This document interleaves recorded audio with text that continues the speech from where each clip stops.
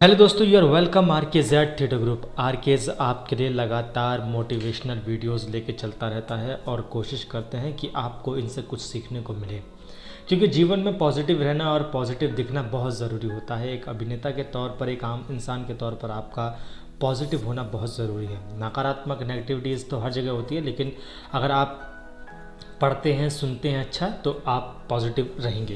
तो यहाँ पर मैं जिस बुक की बात कर रहा था ऑडियो बुक समरी में, वो थी स्वामी विवेकानंद जी की कर्म योगा। इसका जो ये नेक्स्ट पार्ट है, इसमें बात करेंगे हम each is great in his own place. हर एक इंसान का खुद के जीवन में अपना अलग रोल है। आइडल्स यानी आदर्श होते हैं। कोई किसी पर अपनी चीज़ थोप नहीं सकता। जो रोल आपको मिलता है उसे अच्छी तरह से पूरा करने की कोशिश कीजिए। किसी और की तरह बनने की कोशिश मत कीजिए। अगर आप अपने दिए गए रोल को पूरे मन से अच्छी तरह निभा कर खुद को सच की ओर करीब ले जाते हैं, एग्जाम्पल के लिए घर के बड़े को अपने पेरेंट्स, वाइफ, बच्चों, रिश्तेदारों और पड़ोसियों की तरफ अपनी ड्यूटीज़ अच्छी तरह से निभानी चाहिए।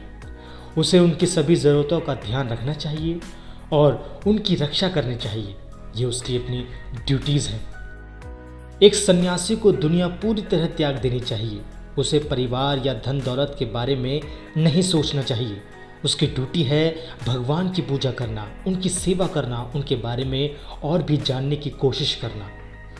आप उस घर के बड़े और सन्यासी को एक दूसरे का रोल अदा करने के लिए नहीं कह सकते। उन्हें अपनी अपनी जिम्मेदारी निभानी होती है। अपने रोल ठीक से अदा करने हमें महान बनाते हैं। एक बार एक राजा था जो अपने राज्य में आने वाले हर सन्यासी से पूछा करता था कि इनमें से कौन महान है, एक सन्यासी जिसने दुनिया का त्याग कर दिया, या फिर वो घर पर जो अपनी ड्यूटीज़ अपने वो समाज में रहकर वो अपने ड्यूटीज़ को पूरा कर रहा है। कुछ ज्ञानी लोगों ने कहा कि सन्यासी ज़्यादा महान है। राजा ने इसका सबूत मांगा। जब वो शर्त को पूरा नहीं कर पाए तो राजा का आदेश था कि उन्हें शादी कर घर बसा लेना चाहिए। तो वही कुछ लोगों ने कहा कि घर बार वाला आदमी ज़्यादा महान है। जब वो इस बात को साबित नहीं कर पाते थे तो उन्हें भी वही आदेश लागू कर दिया जाता था, शादी करके घर बसाने का आदेश। यानी कि फिर एक कम उम्र का सन्यासी आया जिसने कहा कि घर बार वाला आदमी और सन्यासी दोनों ही महान हैं, दोनों अपनी अपनी जगह महान हैं। राजा ने कहा साबित करो। उस सन्यासी ने कहा कि मेरे साथ एक यात्रा पर चलिए महाराज, ताकि मैं इसे साबित कर सकूं। राजा अपना राज्य और सेवकों को छोड़कर अकेले यात्रा पर निकल गए। वो मीलों तक चलते रहे और आखिर में एक महान राज्य पहुंच गए। उस खूबसूरत राज्य की राजकुमारी शादी के लिए एक अच्छे लड़के की तलाश कर रही थी। वो एक परफेक्ट आदमी को ढूंढने के लिए रोज एक समारोह का आयोजन करती। वो राजकुमारी बहुत सुंदर थी।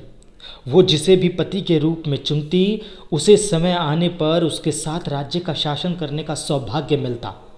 बहुत सारे लोग आए, लेकिन राजकुमारी को जिसकी तलाश थी वो उसे नहीं मिला।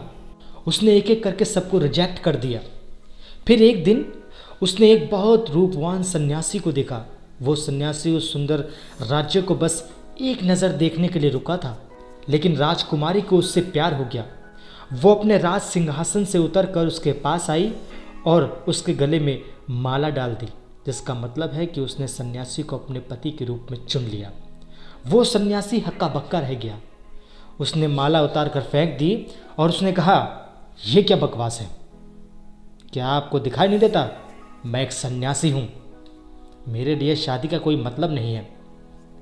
वहाँ के मंत्री ने कहा, अगर आप राजकुमारी से शादी कर लेते हैं तो इस पूरे राज्य का शासन आपका होगा। लेकिन सन्यासी का इस बात पर कोई असर नहीं हुआ। वो जल्दी से मुड़ा और भागने लगा। लेकिन राजकुमारी इस बात को स्वीकार नहीं कर पाई। उस पर बस प्यार का भूत सवार था। उसने कहा कि अगर इस आदमी से मेरी शादी नहीं हुई तो मैं मर जाऊंगी। और वो उस सन्यासी के पीछे भागने लगी। राजा और सन्यासी, जो दोनों उस राज्य के भ्रमण पर आए थे, सब कुछ बड़े ध्यान से देख रहे थे। उन्होंने राजकुमारी और सन्यासी का पीछा करना शुरू किया। वो सन्यासी उस जंगल का रास्ता अच्छी तरह से जानता था। तो बहुत तेजी से उस राज्य से बाहर निकल गया और अपनी यात्रा पर आगे बढ़ने लगा। उस राजकुमारी ने हर जगह देखा, लेकिन वो सन्यासी उसे कहीं नजर नहीं आया। वो बहुत थक गई थी, एक पेड़ के नीचे जाकर बैठ गई और उस सन्यासी की याद में आंसू बहाने लगी। वो रास्ता भटक गई थी और उसे कुछ समझ नहीं आ रहा था कि वो क्या करे। वो राजा और सन्यासी उसके पास गए। उन्होंने उसकी मदद करने का वादा किया, लेकिन बहुत अंधेरा हो चुका था, इसलिए वो सुबह होने का इस जंगल से निकलने का इंतज़ार करने लगे। इसलिए वो तीनों उस बड़े से पेड़ के नीचे आराम करने के लिए बैठ गए। उस पेड़ पर एक नीले रंग का पक्षी अपनी बीवी और 3 बच्चों के साथ रहता था। उस नीले पक्षी ने अपने घोंसले से झांक कर नीचे देखा और अपनी बीवी से कहा, सुनो, अब हम क्या करेंगे? हमारे यहाँ मेहमान आए हैं और हमारे पास उनके लिए आग जलाने का सामान भी नहीं है। इस कड़ाके की ठंड में वो ठिठुर होंगे। लेकिन वो पक्षी नीचे की तरफ उड़ा और एक जलते हुए डाल को उठा लाया और वो उसे अपनी चोंच से दबाकर अपने मेहमानों के सामने रखाया। उन तीनों ने उसमें और भी लकड़ियां डालकर एक अच्छा बॉनफायर बना लिया। लेकिन अभी भी वो पक्षी चिंतित था। उसने अपनी बीवी से कहा कि अब हम क्या करेंगे? हमारे पास उन्हें देने के लिए या खाना खिलाने के लिए कुछ भी नहीं है। उन्हें बहुत भूख लगी होगी। फिर उसने जो किया आप उसकी कल्पना भी नहीं कर सकते।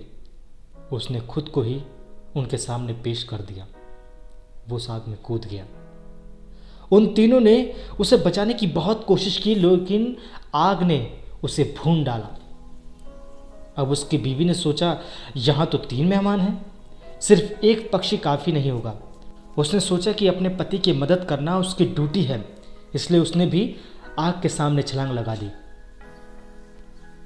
अब घोंसले में उसके 3 बच्चे अकेले रह गए थे।